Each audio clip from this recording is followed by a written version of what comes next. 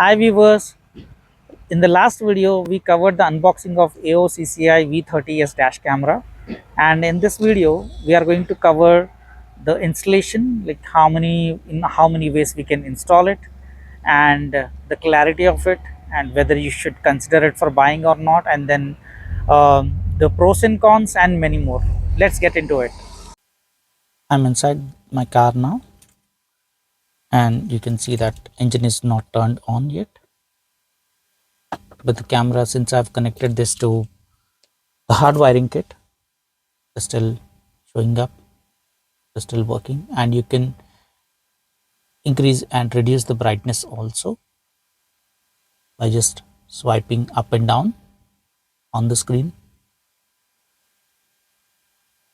And you can see we can switch between front and rear camera just by swiping on the screen, and the screen is also very responsive.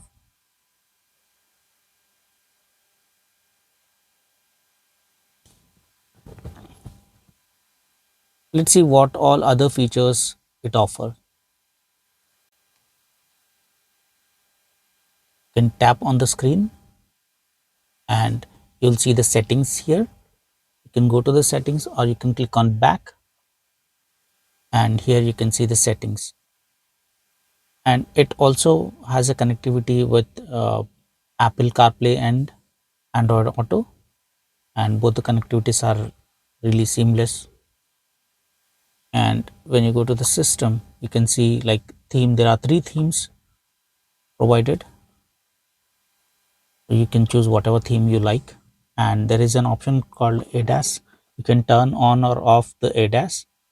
I'll show you that as well.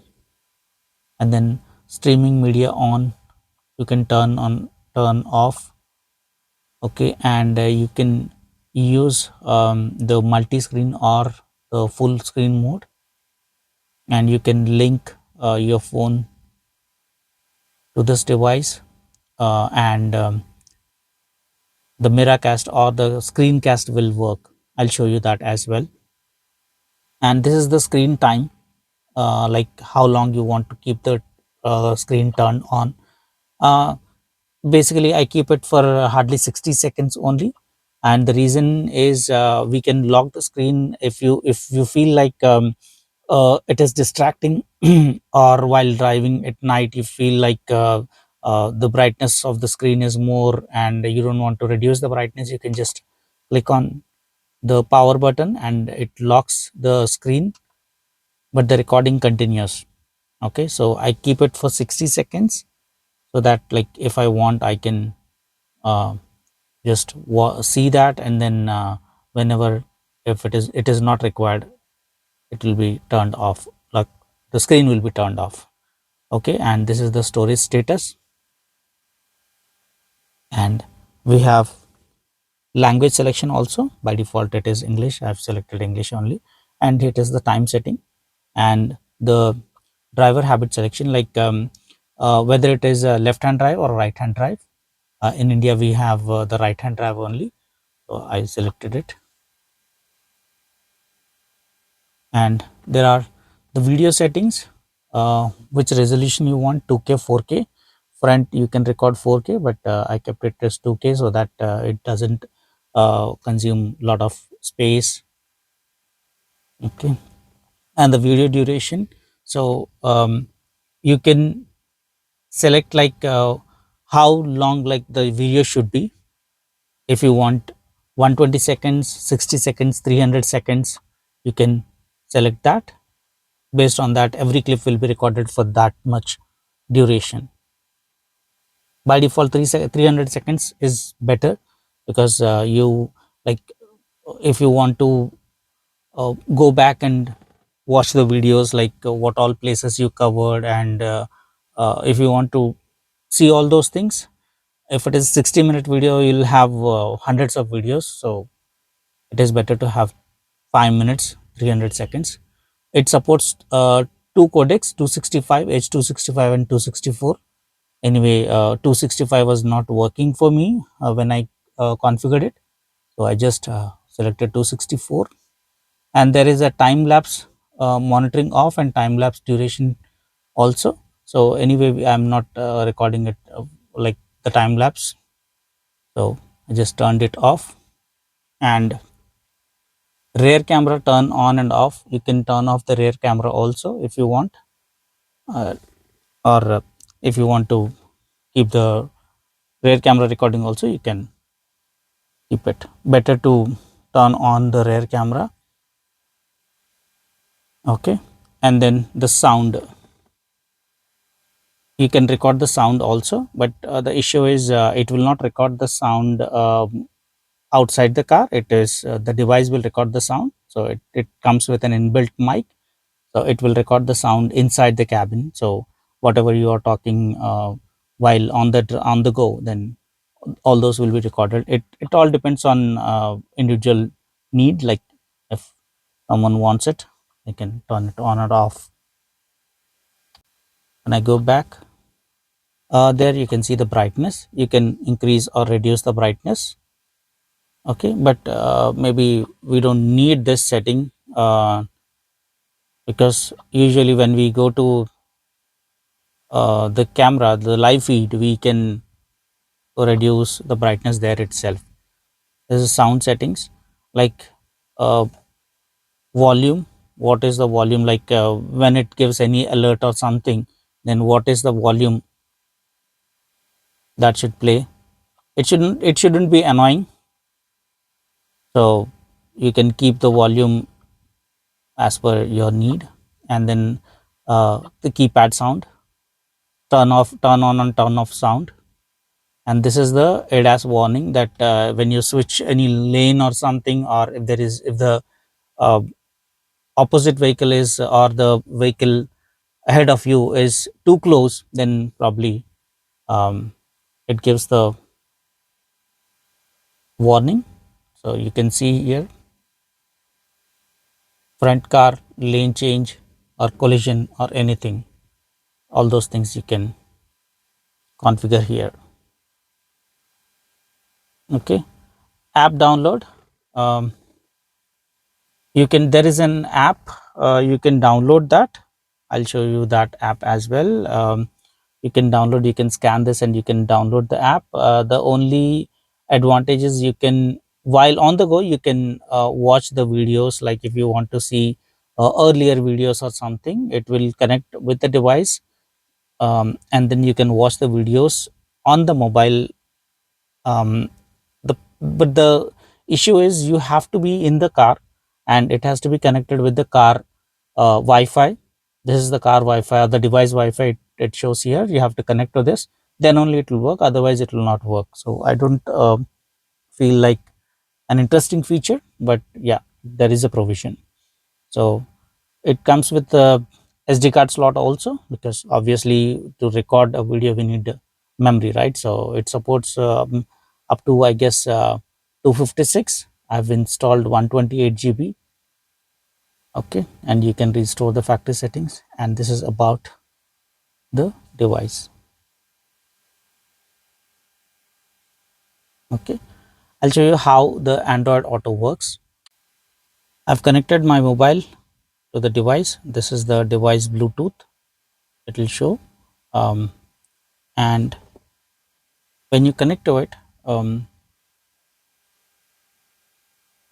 it will enable Apple CarPlay and Android Auto, and Miracast is showing up because we just clicked this link phone screen mirror.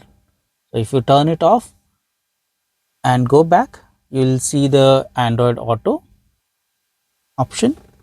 Here you can see Android Auto. You can click on the Android Auto, and then here it go. There it goes. So you can use all the Android Auto apps here, like whatever is like feasible.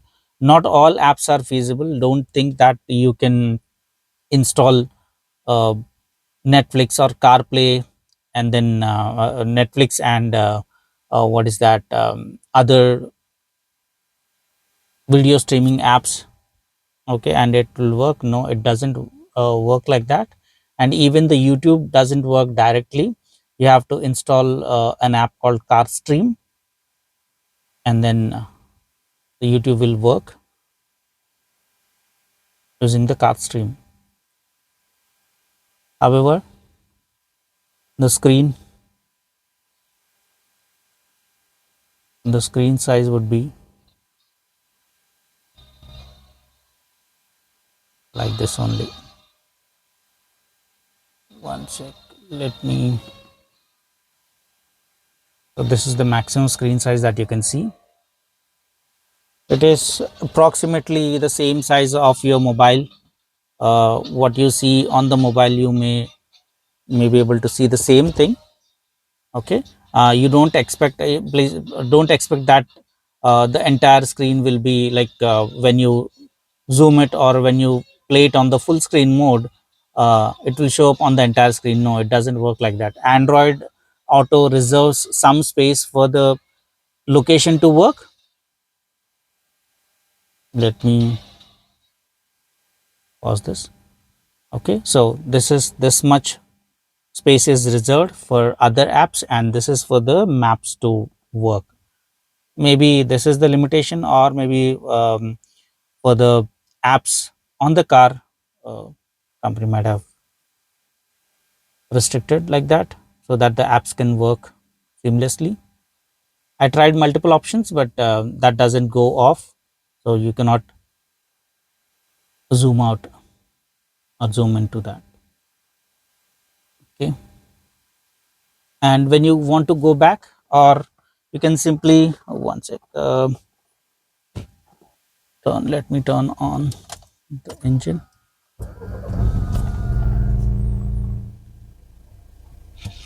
If you just put the reverse gear on, it will go back to the reverse camera, and then when you are in on the neutral or any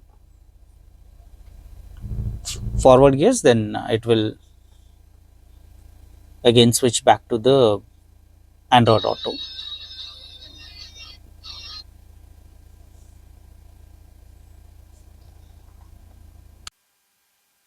Okay, you have an option to install it on your dashboard or on your windscreen. So I didn't install this on the windscreen like this, like a typical mobile holder.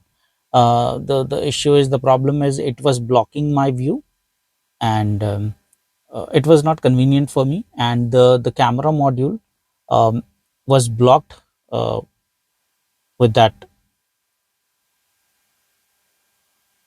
holder. Okay, so, and I also tried to install this plate, but this was also not feasible for my car XCV 700, because uh, like the space is not even, and it was shaky, and I tried to install it with uh, the two-way tape, also 3M two-way tape, but it didn't work effectively. Okay, so that is the reason I've chosen the other option, which comes with the box, like within the box only. So it is firm, it is good, it doesn't shake or it doesn't vibrate. It is good for me. I didn't have any issue so far. To home. Okay, and the rear camera, I'll show you the rear camera as well, where I've placed it. This is the position of my rear camera. I've installed it here inside the rear windscreen. Since I already had one camera, reverse camera here, so I had to install it here. In terms of the clarity, the camera clarity is really good. Even at night, I didn't have any issues. The only concern I have is it generates a lot of heat, like when you put your hand behind this on the left hand side, it generates a lot of it. But the good part is, it doesn't turn off or shut down automatically because of the heat. It manages, it seems, but I've been using this from the last 15 days, and I haven't got any issue so far. And I kept it turned on for the whole night once, just to test whether it is working fine or not. And I thought, like, if it doesn't work, then I can return it. But it was fine, so I didn't have any issue, since the device is connected with the hardwiring kit to the battery directly.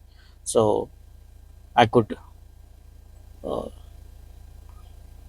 kept it on. Okay. And you can, as I said earlier, you can increase the brightness. Okay. And for the rear cam, you can change the position also. Like, this is the rear cam, and from here you can increase or reduce the brightness.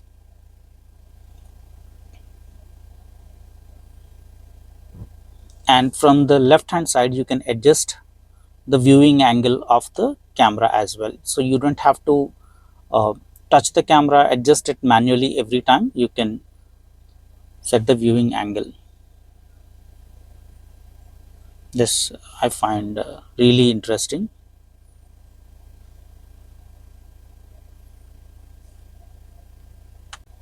The ADAS feature works only with the front camera, so you need to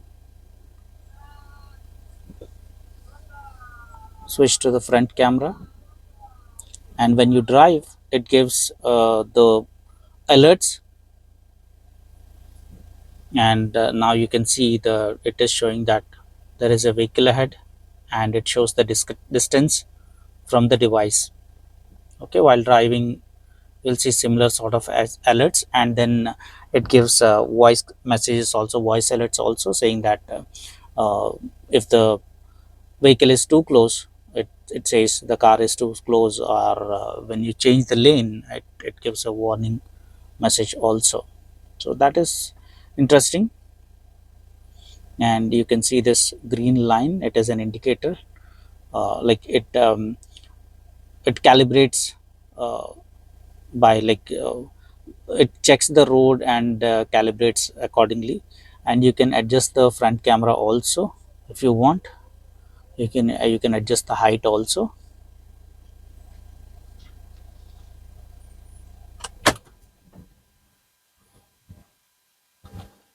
Okay.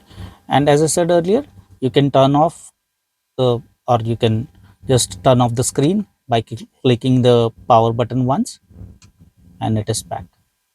So while driving, I set it to uh, 60 seconds or so, 60 seconds, or what, it has an option to set it to 60 seconds screen uptime, 60 seconds, 120 seconds. I set it to 60 seconds. And maybe while driving at night, few people don't like the screen, like the screen like it depends on individual choice. If you don't want the screen to be on all the time, you can turn off as well. Let's check the ADAS feature. Let's drive and check the ADAS feature, how it works. It shows like this. If there is any lane departure, it gives a warning message saying that lane departure. It gives a voice message, in fact, and then it identifies the vehicles.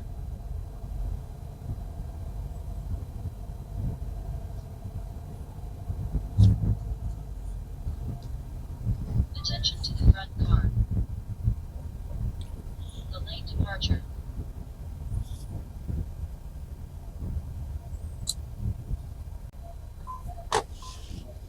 The lane departure. It gives the warning message and shows the distance also between the car and the device.